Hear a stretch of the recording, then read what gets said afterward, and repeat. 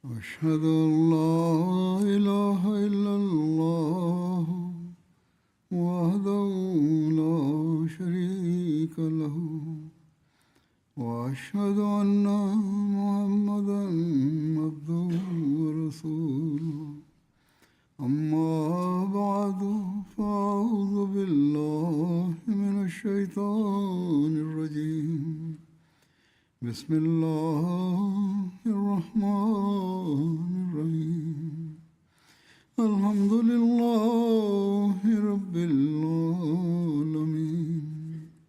الرحمن الرحيم مالك يوم الدين إياك نعبد وإياك نستعين اهدنا الصراط المستقيم صراط الذين أنعمت عليهم غير المغضوب عليهم ولا الضالين.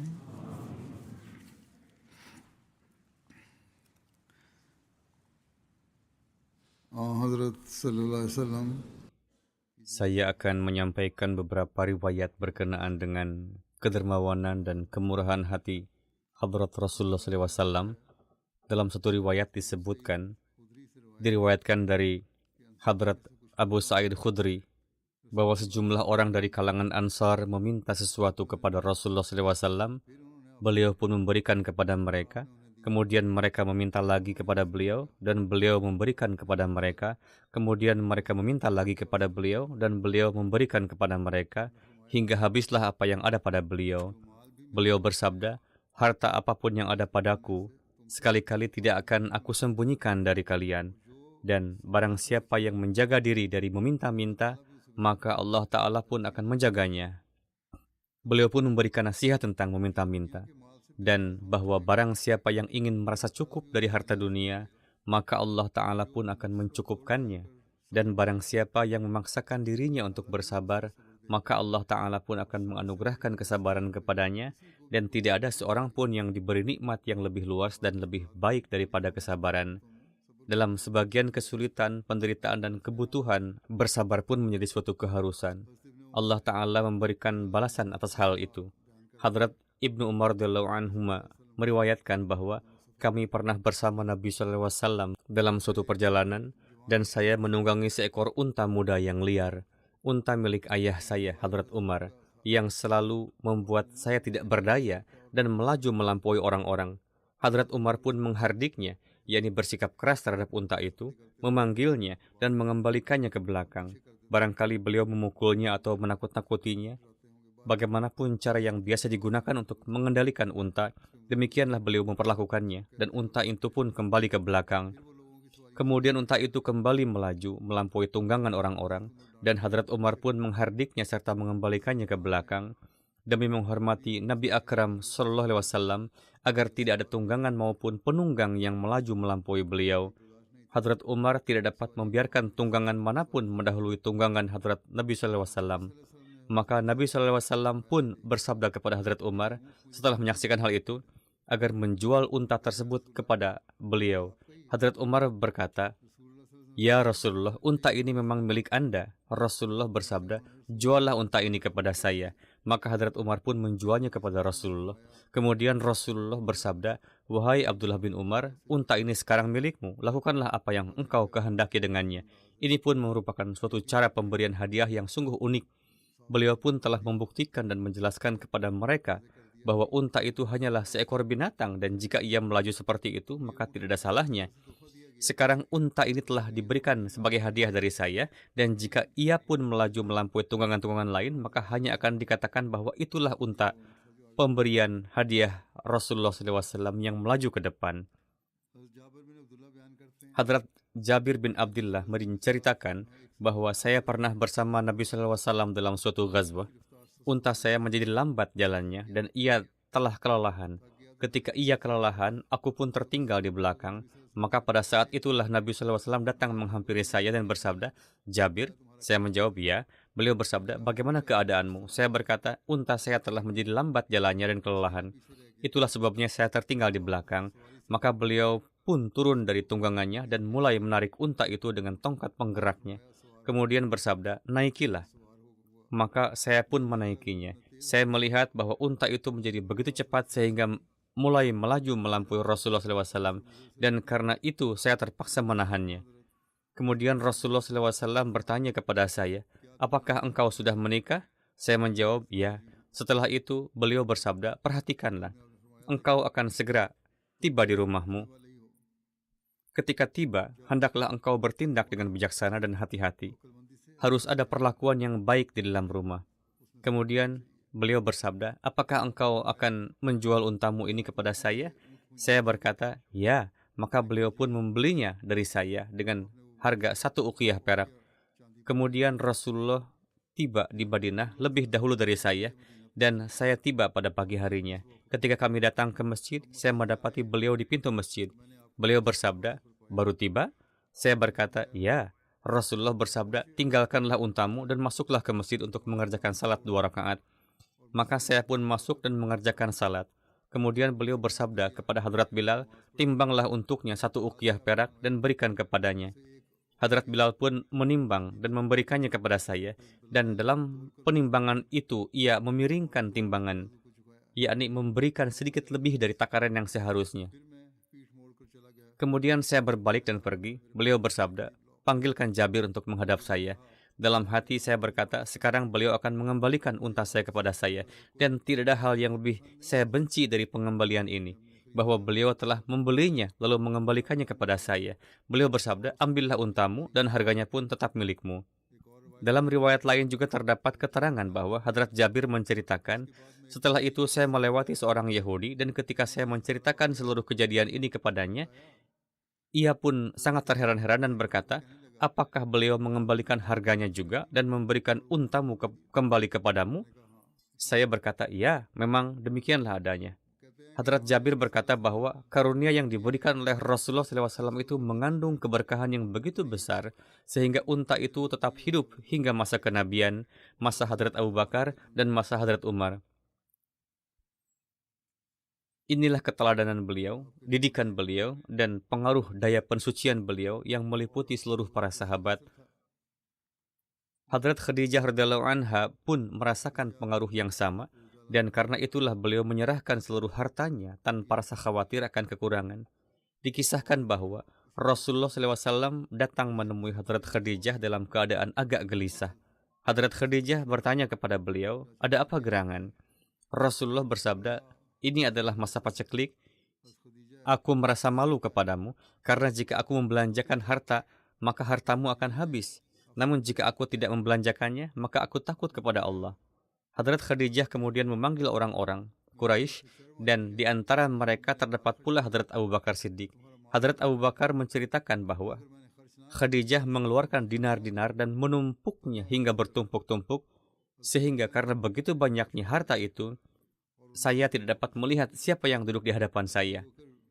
Kemudian Hadrat Khadijah berkata, jadilah kalian semua sebagai saksi bahwa seluruh harta ini adalah milik Rasulullah SAW.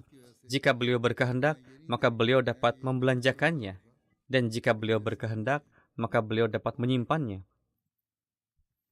Beliau menyerahkan semuanya untuk menghilangkan kekhawatiran beliau SAW. Seraya berkata, baiklah, silahkan Anda membelanjakannya. Diriwayatkan dari Hadrat Umar bin Khattab bahwa seseorang datang menghadap Rasulullah SAW dan meminta sesuatu kepada beliau. Rasulullah bersabda, saat ini aku tidak memiliki apa-apa. Pergilah dan belilah barang-barang yang kamu butuhkan atas namaku. Dan apabila nanti ada sesuatu yang datang kepadaku, maka aku akan melunasinya. Atas hal itu, Hadrat Umar berkata, wahai Rasulullah, Tuan telah memberikan apa yang Tuan miliki, dan Allah Ta'ala tidak menjadikan Tuan bertanggung jawab atas apa yang tidak dalam kemampuan Tuan. Nabi SAW tidak menyukai perkataan Hadrat Umar itu, maka seseorang dari kalangan Ansar berkata, wahai Rasulullah SAW, belanjakanlah, dan janganlah takut akan kemiskinan dari sisi Allah Dzul Arsh. Atas perkataan orang Ansar itu, Rasulullah SAW tersenyum dan kegembiraan mulai tampak dari wajah beliau. Kemudian beliau bersabda, inilah yang diperintahkan kepada saya. Hadrat Abu Hurairah berkata bahwa ahli sufah adalah tamu-tamu kaum muslimin.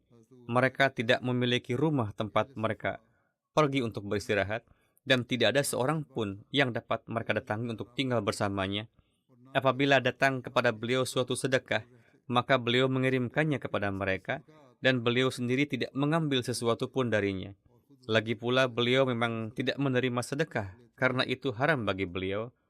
Sedekah itu adalah untuk orang-orang fakir yang lain, dan apabila datang kepada beliau suatu hadiah, maka beliau memanggil ahli sufah, dan beliau sendiri pun mengambil sebagian darinya ketika hadiah itu datang, dan memberikan sebagian kepada mereka juga. Betapa tingginya standar simpati dan tarbiyat beliau, di samping kedermawanan dan kemurahan hati. Mengenai hal ini, terdapat sebuah riwayat di mana Hadrat Abu Hurairah menceritakan bahwa suatu kali seorang badui datang kepada Nabi Karim SAW dan meminta sesuatu yang ia perlukan. Perawi Ikrimah berkata bahwa menurutnya orang itu datang untuk meminta bantuan dalam masalah diat. Rasulullah SAW memberikan sesuatu kepadanya. Kemudian beliau bersabda, "Apakah aku telah memperlakukanmu dengan baik?" Maka orang badui itu berkata, "Tidak, Anda tidak memperlakukanku dengan baik." Beberapa orang muslim yang marah bermaksud melompat ke arahnya dan hendak menangkapnya. Namun Rasulullah SAW mencegah mereka dengan isyarat. Kemudian Nabi Karim SAW bangkit dan pergi ke rumah. Lalu beliau memanggil orang badui itu ke dalam rumah dan bersabda kepadanya, "Engkau datang kepada kami, engkau meminta kepada kami, dan kami memberimu. Namun engkau mengucapkan apa yang engkau ucapkan. Tahukah engkau apa yang engkau katakan? Bahwa aku tidak berlaku adil?" Kemudian Rasulullah memberikan lebih banyak lagi kepadanya dari dalam rumah. Lalu beliau bersabda, "Apakah sekarang aku telah memperlakukanmu dengan baik?" Orang Badui itu menjawab, "Ya." Atas hal itu, Nabi Karim SAW bersabda kepadanya, "Engkau datang kepada kami dan meminta kepada kami, maka kami memberikan kepadamu, namun engkau mengucapkan apa yang terlintas dalam hatimu tanpa berpikir panjang, dan dalam hati para sahabatku terdapat rasa marah terhadapmu karena ucapanmu itu. Maka sekarang ketika engkau keluar, sampaikanlah di hadapan mereka apa yang telah engkau sampaikan di hadapanku, agar apa yang ada di dalam dada mereka itu hilang." Yakni sekarang ia telah berkata bahwa beliau telah berlaku adil. Beliau telah berlaku adil.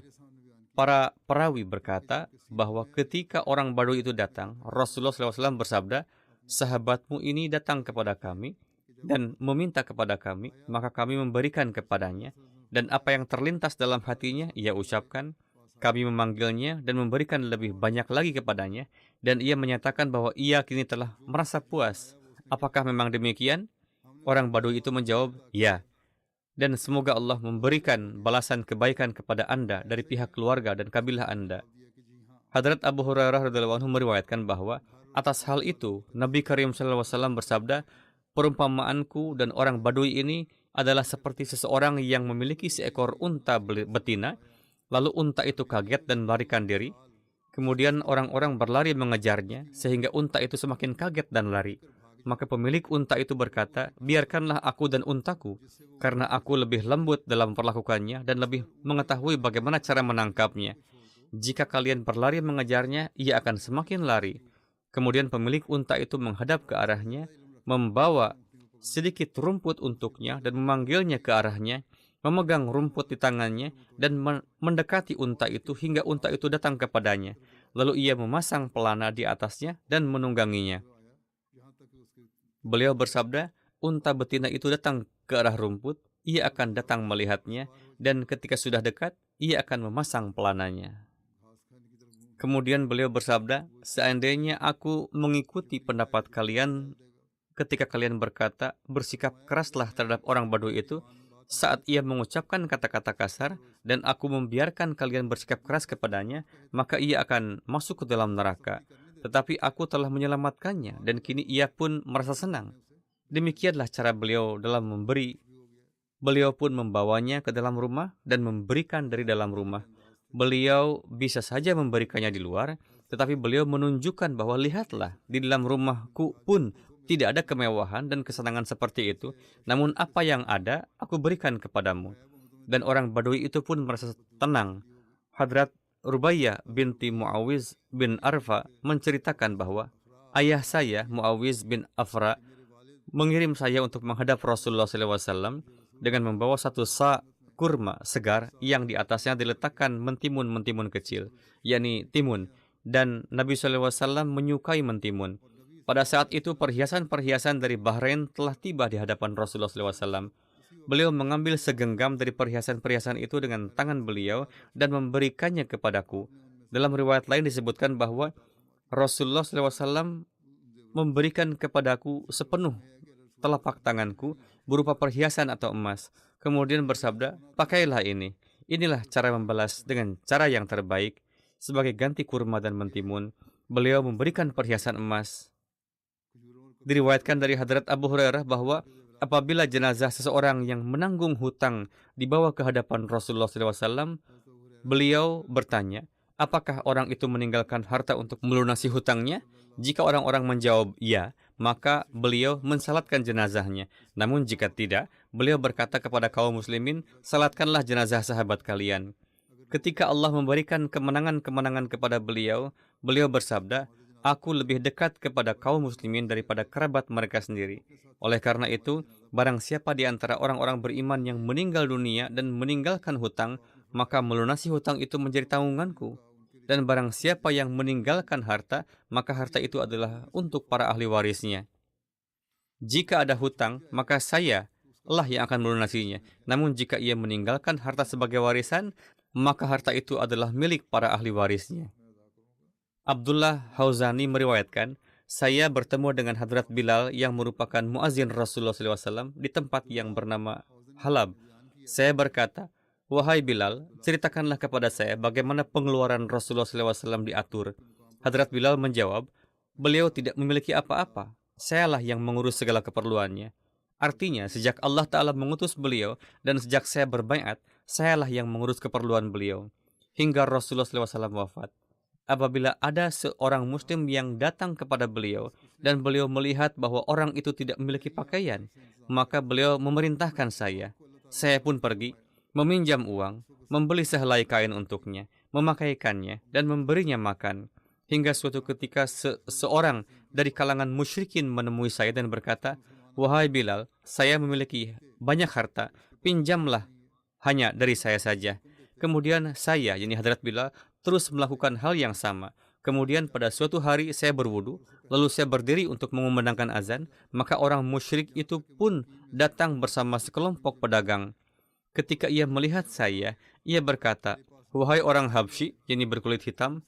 Saya menjawab, ya. Ia memandang saya dengan penuh rasa jijik dan menyapa saya dengan kata-kata yang keras.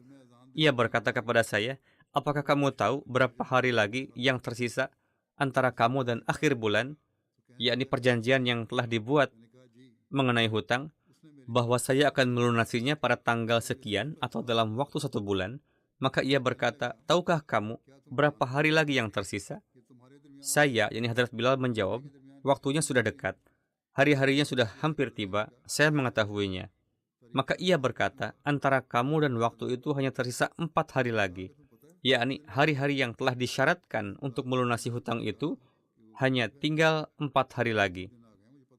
Dan karena sesuatu yang menjadi tanggunganmu itu, aku akan menangkapmu dan mengembalikanmu ke keadaan semula, yaitu kamu akan menggembalakan kambing dan domba seperti keadaanmu sebelumnya.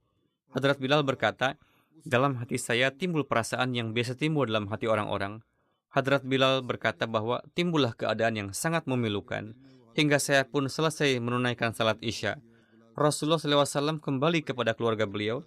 Saya pun meminta izin untuk menghadap beliau. Beliau memberi saya izin. Lalu saya pergi pada malam itu menghadap Rasulullah SAW. Maka saya berkata, wahai Rasulullah, ayah ibuku berkorban demi engkau. Orang musyrik itu yang darinya saya berhutang telah berkata kepada saya demikian dan demikian. Sedangkan Anda tidak memiliki apa yang dapat Anda bayarkan atas nama saya. Karena Anda senantiasa berkata kepada saya, berikanlah kepada si Anu, berikanlah kepada si Anu. Maka saya pun memberikannya secara mengambil hutang. Saat ini Anda pun tidak memiliki apa-apa dan demikian juga diri saya. Sementara ia akan terus menghinakan saya. Maka dari itu izinkanlah saya untuk pergi ke salah satu kabilah dari kabilah-kabilah yang telah memeluk Islam. Hingga Allah Ta'ala menganugerahkan kepada Rasulnya SAW sesuatu yang dapat dibayarkan atas nama saya. Hadrat Bilal menceritakan, saya pun keluar hingga saya tiba di rumah saya. Dari sana, setelah meminta izin dari Rasulullah SAW, saya pulang ke rumah. Lalu saya meletakkan pedang saya, tas bekal saya, sandal saya, dan perisai saya di dekat kepala saya. Dengan niat bahwa begitu fajar pertama menyingsing di pagi hari, saya akan segera berangkat dari sini. Demikianlah niat yang telah saya tetapkan. Kemudian pada pagi harinya, seseorang berlari memanggil saya, "Wahai Bilal, hadirlah ke hadapan Rasulullah SAW." Alhasil, saya pun berjalan dan alih-alih berangkat dalam perjalanan, ketika beliau memanggil saya, maka saya pun hadir ke hadapan Rasulullah SAW. Lalu saya melihat bahwa ada 4 ekor unta betina yang syarat dengan muatan. Saya bermaksud meminta izin untuk pergi dan berkata, "Wahai Rasulullah, kini saya akan berangkat untuk perjalanan." Maka Rasulullah pun bersabda kepada saya, "Bergembiralah, Allah Ta'ala telah menyiapkan sarana untuk melunasi hutangmu." Kemudian beliau bersabda, "Apakah engkau tidak melihat 4 ekor unta betina yang sedang duduk itu?" Saya berkata, "Mengapa tidak saya melihatnya?" Beliau bersabda, "Apa yang ada di leher unta-unta itu dan segala yang ada di atasnya adalah untukmu, yakni unta-unta betina itu pun milikmu dan harta yang ada di atasnya pun milikmu. Di atasnya terdapat pakaian dan bahan makanan yang telah dikirimkan kepada saya sebagai hadiah dari para pemimpin daerah Fidak. Ambillah semuanya dan lunasilah hutang engkau." Hadrat Bilal menceritakan, saya pun lantas melakukannya. Kemudian saya pergi ke masjid dan Rasulullah SAW saat itu sedang berada di masjid. Saya mengucapkan salam kepada beliau. Beliau pun bersabda, "Bagaimana kelanjutan tentang urusan yang sedang engkau hadapi?" Saya menjawab, "Setiap hal yang menjadi tanggungan Rasulullah SAW, Allah Ta'ala telah melunasinya dan tidak ada lagi yang tersisa." Beliau SAW bertanya, "Apakah ada sesuatu yang tersisa?" Saya menjawab, "Ya." Beliau bersabda, "Coba berikanlah kepada saya ketenangan dari harta itu, yakni berikanlah saya ketenangan dari apa yang tersisa itu pula, dan belanjakanlah itu kepada orang miskin, karena saya tidak akan pergi kepada keluarga saya sampai engkau memberikannya dan memberi saya ketenangan." Kemudian ketika Rasulullah telah menunaikan salat Isya, beliau memanggil saya dan bersabda, "Apa yang telah engkau lakukan dengan urusan yang sedang engkau hadapi itu?" Yakni tentang harta yang tersisa yang telah beliau perintahkan untuk dibagikan, apa yang telah terjadi dengannya. Hadrat Bilal menceritakan, saya menjawab, "Tidak ada seorang pun yang datang kepada kami untuk mengambilnya, dan harta itu masih ada pada saya dalam keadaan yang sama." Rasulullah pun bermalam di masjid. Beliau bersabda, "Baiklah, kalau begitu saya pun tidak akan pergi ke rumah. Saya akan tetap tinggal di masjid." Keesokan harinya, ketika Rasulullah telah menunaikan salat Isya, beliau memanggil saya dan bersabda, "Apa yang terjadi dengan urusan yang sedang engkau hadapi itu?" Seraya berkata, "Wahai Rasulullah, Allah telah memberikan ketenangan kepada Anda darinya." Rasulullah pun mengagungkan Allah dan memujinya, yakni harta itu telah terbagikan. Beliau memuji sanjung Allah Ta'ala. Hal ini karena rasa takut beliau, khawatir kalau ajal beliau tiba, sementara harta itu masih berada di sisi beliau. Hadrat Bilal menceritakan, kemudian saya mengikuti beliau dari belakang hingga beliau pergi kepada para istri suci beliau dan mengucapkan salam kepada masing-masing dari mereka. Kemudian beliau pun tiba di tempat di mana beliau akan bermalam. Hadrat Ummu Sumbulah meriwayatkan, saya datang menghadap Nabi Karim SAW dengan membawa sebuah hadiah.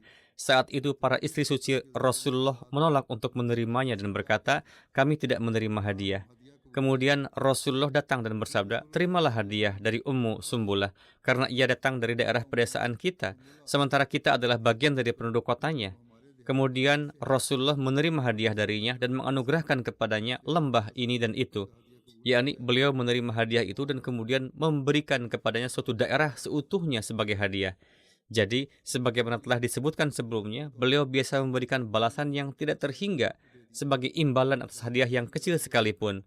Hadrat Ibnu Umar meriwayatkan, Rasulullah memerintahkan untuk memberikan tanah kepada Hadrat Zubair sebagai tuan tanah sejauh kudanya dapat menjangkau, yakni Rasulullah bersabda, "Baiklah, pacu kudamu, dan sejauh mana ia berhenti, seluruh wilayah itu adalah milik kamu."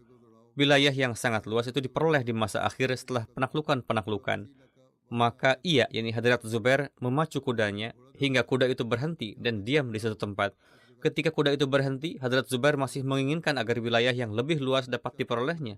Maka ia melemparkan cambuk yang ada di tangannya. Cambuk itu jatuh sangat jauh, maka beliau bersabda, berikanlah kepadanya tanah hingga sejauh cambuknya telah mencapai, yakni sejauh ia melemparkan cambuk kudanya itu, berikanlah kepadanya tanah sampai batas itu.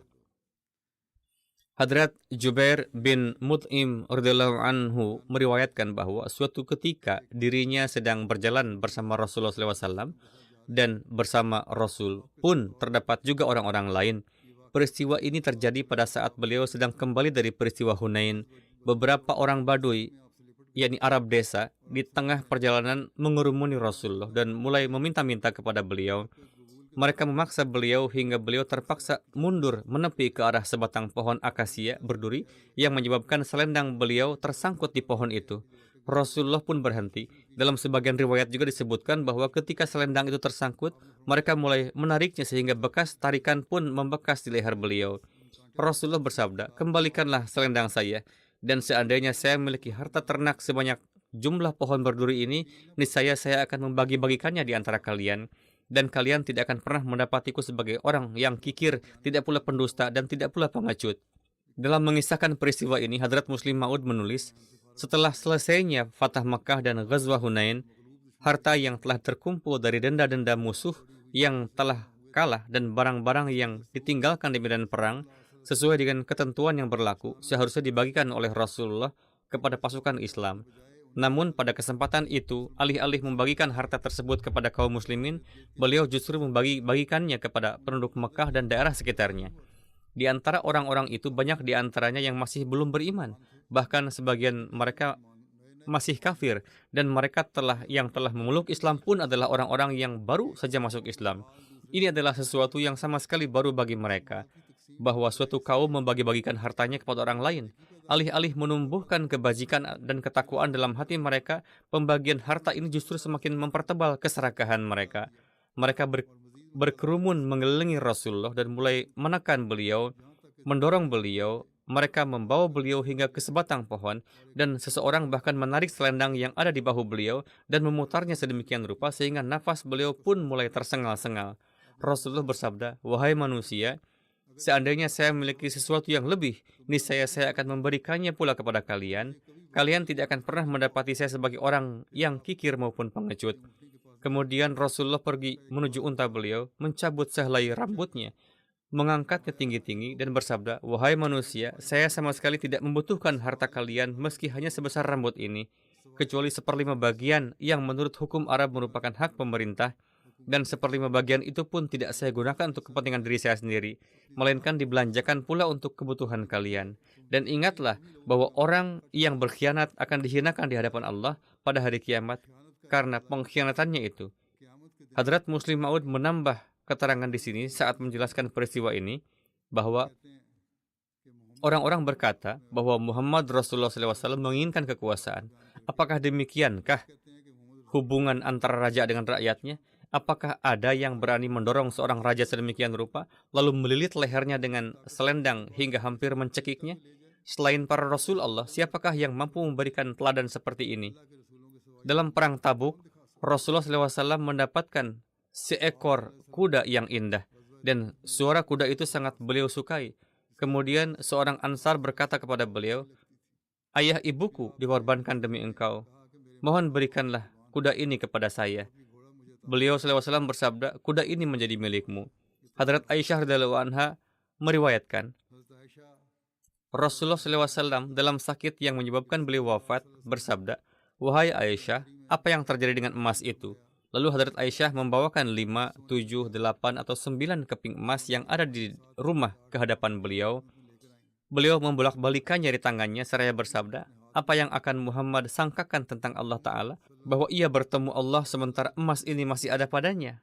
Wahai Aisyah, belanjakanlah, yakni bagikanlah emas ini. Hadrat Masih Maud alaihissalam di suatu tempat bersabda, Hadrat Rasulullah SAW suatu kali datang ke rumah beliau dan bertanya, apa yang ada di rumah kita? Hadrat Aisyah mengeluarkan 2 keping emas dan berkata, hanya inilah yang ada. Rasulullah meletakkannya di telapak tangan beliau dan bersabda, bagaimana keadaan Nabi ini yang meninggalkan 2 keping emas peninggalnya? Maka kemudian beliau segera membagi-bagikannya saat itu juga. Telah diriwayatkan rincian harta ghanimah di peristiwa Hunain bahwa 6.000 hamba sahaya laki-laki dan perempuan diperoleh dari harta ghanimah di sana. Dalam sebagian riwayat disebutkan pula 8.000, ada 24.000 unta yang diperoleh, lebih dari 40.000 ekor kambing dan domba, serta 4.000 uqiyah perak yang kira-kira setara dengan 490 kilogram. Satu uqiyah setara dengan 10,5 tola. Beliau SAW bersabda mengenai permulaan pembagian harta ghanimah. Ketika beliau SAW memulai pembagian harta ghanimah, beliau memulainya dengan ta'liful qulub, yakni melunakkan hati. Memang yang diberi itu adalah para pembesar Arab yang memiliki kedudukan mulia dan terhormat di kabilah-kabilah mereka masing-masing. Rasulullah memberikan hadiah kepada mereka untuk melunakkan hati mereka. Beliau memberikan kepada sebagian dari mereka 100 ekor unta, kepada sebagian lagi 50 ekor unta, sedangkan perak dan hamba sahaya adalah di luar itu semua. Kepada Abu Sufyan bin Harb diberikan 100 ekor unta. Ketika Abu Sufyan menghadap Rasulullah SAW, ia melihat tumpukan perak di hadapan beliau, lalu berkata, "Wahai Rasulullah, Anda telah menjadi orang paling kaya di antara kaum Quraisy." Maka beliau pun tersenyum dan memberikan kepada Abu Sufyan 40 uqiyah perak dan 100 ekor unta. Abu Sufyan berkata, "Mohon berikan pula untuk putra saya Yazid." Beliau pun memerintahkan agar diberikan pula kepada Yazid 40 uqiyah perak dan 100 ekor unta. Yazid ini adalah putra Abu Sufyan, bukan Yazid yang terkenal buruk yang sering disebut-sebut orang. Sebab Yazid yang terkenal buruk itu bukanlah putra Abu Sufyan, melainkan cucunya, yakni putra Hadrat Muawiyah. Bagaimanapun, Abu Sufyan kemudian berkata, "Ya Rasulullah, berikanlah pula sesuatu kepada putra saya yang lain, Muawiyah." Beliau pun memerintahkan agar diberikan pula kepada Muawiyah 40 uqiyah perak dan 100 ekor unta. Atas hal itu Abu Sufyan berkata, "Saya rela melakukan apa saja demi Anda. Anda mulia, saya pernah berperang melawan Anda, dan Anda adalah sebaik-baik pejuang. Kemudian saya berdamai dengan Anda, dan Anda adalah sebaik-baik orang yang berdamai. Semoga Allah membalas Anda dengan kebaikan." Di antara mereka yang mendapat bagian dari kedermawanan dan pemberian Rasulullah SAW adalah seorang pemimpin Makkah bernama Safwan bin Umayyah. Inilah Safwan yang sama yang kepadanya Rasulullah SAW pernah meminjam baju besi dan senjata untuk perang Hunain, dan ia pun turut serta dalam perang Hunain dalam keadaan masih musyrik. Namun justru dalam perang itulah hatinya mulai berubah. Ketika tiba saatnya pembagian harta rampasan perang, beliau menganugerahkan kepadanya 100 ekor unta. Dan menurut riwayat Sahih Muslim, 300 ekor unta. Ada pula riwayat lain bahwa pada hari-hari itu Nabi yang mulia SAW melewati sebuah lembah yang di dalamnya terdapat unta-unta dan kambing-kambing dari harta rampasan perang. Dan lembah itu penuh sesak dengan unta dan kambing. Ketika Safwan melihat harta yang begitu banyak itu dengan penuh keheranan, Rasulullah bersabda, "Wahai Abu Wahab, demikianlah nama kunyah Safwan. Apakah lembah ini membuatmu takjub?" Ia menjawab, "Ya." Beliau bersabda, "Seluruh harta ini menjadi milikmu, ambillah." Safwan pun spontan berkata, "Aku bersaksi bahwa engkau adalah Nabi Allah, karena pemberian seperti ini hanya dapat dilakukan oleh seorang Nabi." Menurut riwayat lain, Safwan bin Umayyah sendiri menceritakan bahwa Rasulullah SAW terus memberikan kepadaku harta rampasan perang Hunain, sehingga akibatnya semula beliau adalah sosok yang paling tidak kusukai di antara seluruh makhluk, namun kemudian beliau menjadi sosok yang paling kucintai di antara seluruh makhluk. Singkatnya, beliau terus menganugerahkan pemberian kepada berbagai pemimpin Arab, dan jumlah mereka semua disebutkan lebih dari 50 orang. Hadrat Aqdas Masih Maud alaihissalam menyebutkan bahwa pada suatu kesempatan beliau memiliki sangat banyak kambing dan domba. Seorang kafir berkata bahwa kambing dan domba yang terkumpul di sisi beliau begitu banyak, sehingga Kaisar dan Kisra pun tidak memiliki sebanyak itu. Beliau menghibahkan semuanya kepada orang itu, dan saat itu juga ia masuk Islam. Karena sesungguhnya tidak ada seorang pun selain seorang Nabi yang mampu melakukan kedermawanan yang sedemikian agung. Setelah itu, Hadrat Rasulullah SAW memerintahkan Hadrat Zaid bin Thabit untuk memanggil orang-orang yang tersisa, lalu membagikan harta yang masih tersisa di antara mereka, dan setiap orang mendapat bagian 4 ekor unta dan 40 ekor kambing. Demikianlah beliau membagikan seluruh harta rampasan perang yang hingga saat itu merupakan harta terbanyak, semuanya kepada orang-orang. Aspek sirah Hadrat Rasulullah SAW ini patut untuk direnungkan. bahwa para penentang melontarkan tuduhan berkenaan dengan beliau dan peperangan-peperangan beliau, bahwa kaum muslimin adalah orang-orang miskin yang tidak memiliki harta kekayaan. Oleh sebab itulah peperangan-peperangan itu dimulai. Seandainya dalam hal ini terdapat sedikit pun kebenaran, niscaya pembagian harta rampasan perang Hunain akan berlangsung dengan cara yang berbeda.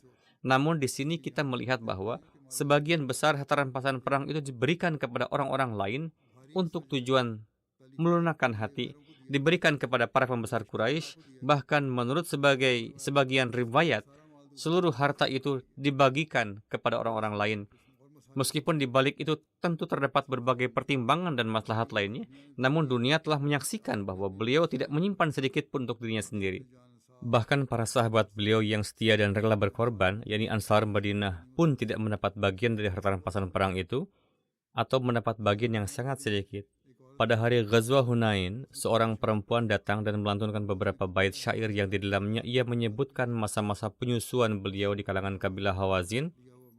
Maka beliau pun mengembalikan harta yang telah diambil dari orang-orang Hawazin dan menganugerahkan kepada mereka dalam jumlah yang sangat besar, hingga nilai dari apa yang beliau berikan kepada mereka ditaksir setara dengan 500.000 dirham. Ibnu Dayyah berkata, ini adalah puncak kedermawanan. Kedermawanan seperti ini belum pernah terdengar sebelumnya. Ketika para utusan Hawazin datang kepada Rasulullah dalam keadaan telah meluk Islam dan memohon kepada beliau agar harta dan tawanan mereka dikembalikan, maka Rasulullah berdiri dan bersabda, perkataan yang jujur sangat aku sukai. Perkataan yang jujur sangat aku sukai. Pilihlah salah satu dari dua hal. Ambillah kembali para tawananmu atau ambillah hartamu. Adapun saya telah menunggu mereka di Jiranah. Dan memang ketika Rasulullah kembali dari Taif, beliau menunggu mereka selama lebih dari 10 malam agar mereka datang dan menuntut kembali harta dan tawanan mereka. Ketika mereka telah mengetahui dengan pasti bahwa Rasulullah tidak akan mengembalikan keduanya sekaligus, melainkan hanya akan memberikan salah satu dari dua pilihan, maka mereka berkata, kalau begitu kami akan mengambil kembali para tawanan kami saja. Kemudian Rasulullah berdiri tengah-tengah kaum muslimin dan memuji Allah dengan pujian yang layak baginya. Lalu beliau bersabda, saudara-saudara kalian ini telah datang kepada kami dengan bertobat, dan saya memandang layak untuk mengembalikan para tawanan mereka kepada mereka. Maka barang siapa di antara kalian yang ingin mengembalikannya dengan sukarela, hendaklah ia mengembalikannya. Dan barang siapa di antara kalian yang ingin tetap mempertahankan bagiannya, maka hendaklah ia juga mengembalikannya. Dan kami akan memberikan kepadanya bagiannya dari harta rampasan perang yang Allah akan berikan kepada kami kelak. Orang-orang pun berkata, demi Rasulullah SAW, kami telah menyerahkan para tawanan ini dengan sukarela. Kami tidak memerlukan bagian apapun. Rasulullah bersabda, kami tidak tahu siapa di antara kalian yang telah memberikan izin dan siapa yang belum. Kembalilah kalian dan hendaklah para pemimpin kalian menyampaikan keputusan kalian kepada kami. Maka orang-orang pun pergi. Di sini beliau sangat berhati-hati. Beliau bersabda, kirimkanlah para pemimpin kalian dan melalui mereka sampaikanlah bahwa kalian benar-benar mengembalikan para tawanan itu. Maka para pemimpin mereka pun berbicara kepada mereka. Kemudian mereka kembali kepada Rasulullah dan memberitahukan kepada beliau bahwa semua orang telah menyetujui dengan senang hati dan telah memberikan izin agar para tawanan dikembalikan. Dan demikianlah Rasulullah membebaskan para tawanan Hawazin tanpa tebusan apapun. Tidak hanya membebaskan mereka, bahkan beliau juga menganugerahkan pakaian baru kepada mereka. Untuk pembelian pakaian tersebut, beliau secara khusus mengutus seorang sahabat ke Mekah dan beliau menegaskan, "Fala yakhrujul hurru minhum illa kasiba." Janganlah ada seorang pun di antara mereka yang merdeka pergi tanpa pakaian. Diriwayatkan dari Hadrat Anas bin Malik bahwa pada hari perang Hunain, orang-orang datang kepada Rasulullah SAW dan mulai meminta-minta. Beliau memberikan kepada mereka harta dari kambing, domba, dan unta beliau, hingga tidak ada sesuatu pun yang tersisa. Kemudian Rasulullah bersabda, apa yang kalian inginkan? Apakah kalian ingin aku menjadi seorang yang kikir? Demi Allah, aku bukanlah seorang yang kikir, bukan pengecut, dan bukan pula seorang pembohong. Dari sisi ini, kita juga melihat bahwa kedermawanan dan kemurahan hati beliau pun tidak pernah tanpa pertimbangan. Tidak diragukan lagi bahwa beliau selalu memberikan kepada orang-orang yang meminta dan tidak pernah menolak. Namun terkadang beliau juga menghentikan para peminta dengan cara yang bijaksana, dan dalam hal ini terdapat berbagai kemaslahatan yang bekerja. Misalnya, suatu ketika beliau sedang membagi-bagikan harta kepada orang-orang, dan seorang laki-laki diabaikan oleh beliau dan tidak diberikan apapun kepadanya. Hadrat Sa'ad bin Waqqas menceritakan bahwa orang tersebut lebih aku sukai daripada orang-orang lainnya. Aku ingin agar ia mendapatkan bagian sebagai ganti orang lain. Maka aku berkata, "Ya Rasulullah, mengapa Anda melewatkan si Anu? Demi Allah, sesungguhnya aku menganggapnya seorang mukmin." Rasulullah bersabda, atau seorang muslim. Hadrat Sa'ad berkata bahwa aku diam sejenak. Kemudian, apa yang aku ketahui tentang dirinya memaksaku lagi, dan aku mengulangi perkataanku, serta berkata, "Anda telah melewatkan si Anu. Demi Allah, sesungguhnya saya menganggapnya seorang mukmin." Beliau bersabda, atau seorang muslim. Kemudian, apa yang aku ketahui tentang dirinya memaksaku lagi, dan aku mengulangi perkataanku, dan Rasulullah pun memberikan jawaban yang sama. Setelah itu, Rasulullah bersabda, "Wahai Sa'ad, aku memberikan kepada seseorang karena khawatir Allah Ta'ala akan melemparkannya ke dalam api, padahal orang yang satunya lagi lebih aku cintai daripadanya." Engkau benar, namun ada pula berbagai kemaslahatan lainnya. Itulah sebabnya saya memberikan kepadanya agar keimanan mereka sedikit menjadi lebih kuat. Sebagaimana orang hanya dapat teguh dalam keimanannya setelah menerima hadiah atau memperoleh manfaat duniawi, sebagaimana telah banyak dipaparkan contoh-contohnya sebelum ini. Hadrat Zainal Abidin Sayyid Waliullah Shah menulis dalam penjelasannya bahwa mukminan atau musliman. Imam Bukhari dengan hadis yang beliau cantumkan di dalamnya telah menjelaskan perbedaan mendasar antara iman dan Islam, yakni iman adalah nama bagi keadaan batin, sedangkan Islam berkaitan dengan hal yang lahir. Oleh karena itu, Rasulullah SAW telah mengajarkan adab bahwa dalam mengungkapkan pendapat mengenai seseorang, hendaklah berhati-hati. Pengetahuan tentang batin sesungguhnya hanya milik Allah Ta'ala. Sahabat yang beliau pandang tidak perlu diberi adalah Hadrat Ju'ail bin Suraqah, seorang muhajir yang tulus. Rasulullah SAW pun mencintai beliau, namun meskipun demikian, atas desakan Hadrat Sa'ad yang berulang kali, beliau mengajarkan adab ini kepadanya dan memberikan pengajaran untuk menjaga perbedaan yang sesungguhnya ada antara iman dan Islam. Dari peristiwa ini dapat difahami bahwa Rasulullah SAW telah mengajarkan untuk memperhatikan pula orang-orang yang lemah agar mereka tidak tergelincir karena kelemahan mereka. Sebuah tanaman yang lemah membutuhkan pengawasan yang tidak diperlukan oleh pohon yang besar. Rasulullah SAW memperhatikan hal-hal kecil sekalipun demi melindungi keimanan orang-orang dari tergelincir. Dalam hal ini, sebagian orang yang tidak bijaksana mengambil sikap yang sangat keliru. Bukan saja mereka tidak melindungi seseorang yang mudah tergelincir dari setiap perbuatan yang dapat menyebabkan tergelincir, bahkan mereka sendiri menjadi penyebab tergelincirnya orang tersebut. Dan alih-alih mencegah sikap yang bersifat musyrik, mereka justru secara terang-terangan menyerang keimanan orang-orang yang lemah ini. Inilah kebiasaan sebagian orang, dan dengan demikian mereka mendorong orang-orang ini semakin jauh ke belakang, keimanan yang lemah pun semakin mundur. Maka hal ini hendaklah kita ingat baik-baik. Rasulullah SAW dalam hal ini bersikap begitu hati-hati, sehingga beliau pun melarang memuji keimanan seseorang secara khusus di hadapan orang lain, bukan semata-mata karena memuji seseorang di hadapannya terkadang mendatangkan kerugian bagi orang yang dipuji itu, melainkan juga karena semacam perbandingan seperti itu terkadang seolah menjadi serangan terhadap keimanan dan perilaku orang lain pula. Beliau telah mengajarkan 4 pelajaran dalam satu peristiwa ini. Syah Sahib menulis bahwa keempat pelajaran itu adalah: pertama, perbedaan antara Islam dan iman, yakni apa perbedaan antara masuk Islam dan beriman. Yang satu adalah perkara lahiriah dan yang lain adalah urusan hati. Kedua, penggunaan kata-kata yang tepat pada tempatnya, yaitu bagaimana menggunakan kata yang mana pada kesempatan yang mana. Ketiga, memperhatikan mu'allafatul qulub, yakni melihat dari sudut pandang pelunakan hati, siapa yang memperoleh manfaat apa dari siapa. Keempat, tidak memuji seseorang secara sembrono, sedemikian rupa, sehingga menjadi serangan terhadap keimanan atau perilaku orang lain. Setiap peristiwa dalam kehidupan Rasulullah adalah khazanah hikmah dan perbaikan. Hadrat Aqdas Masih Maud alaihi salam bersabda bahwa dalam menguraikan akhlak mulia Rasulullah, beliau bersabda bahwa pada diri beliau terdapat keseimbangan yang sempurna. dan setiap akhlak muncul pada tempatnya dan kesempatannya masing-masing. Dan dalam akhlak mulia itu, kedermawanan beliau pun fi mahallihi, yakni sesuai dengan tempat dan kesempatannya. Dan isar atau pengutamaan orang lain atas diri sendiri pun sesuai dengan tempat dan kesempatannya. Dan kemurahan hati pun sesuai dengan tempat dan kesempatannya. Terdapat tak terhitung banyak peristiwa yang mencerminkan kedermawanan dan kemurahan hati beliau. Di antara peristiwa-peristiwa itulah kita pun dapat melihat sisi-sisi lain dari akhlak beliau. Bagaimanapun, sebagaimana ajaran beliau seimbang, demikian pula setiap perbuatan beliau seimbang sesuai dengannya. Semoga Allah Ta'ala menganugerahkan taufik kepada kita pula untuk merenungkan dan mengamalkan setiap sisi kehidupan beliau.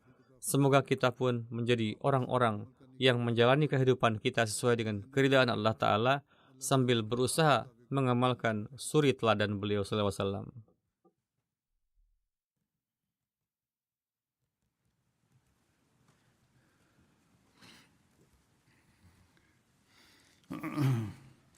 Alhamdulillah nahmaduhu wa nasta'inuhu wa nastaghfiruhu wa nu'minu bihi wa natawakkalu alayhi wa na'udzu billahi min shururi anfusina wa min sayyiati a'malina. Man yahdihillahu fala mudilla lahu ومن يضلل فلا هادي له ونشهد أن لا إله إلا الله ونشهد أن محمدا عبده ورسوله. عباد الله رحمكم الله إن الله يأمر بالعدل والإحسان وإيتاء ذي القربى وينهى عن الفحشاء والمنكر والبغي يعظكم لعلكم تذكرون. اذكروا الله يذكركم وادعوه يستجب لكم ولذكر الله أكبر.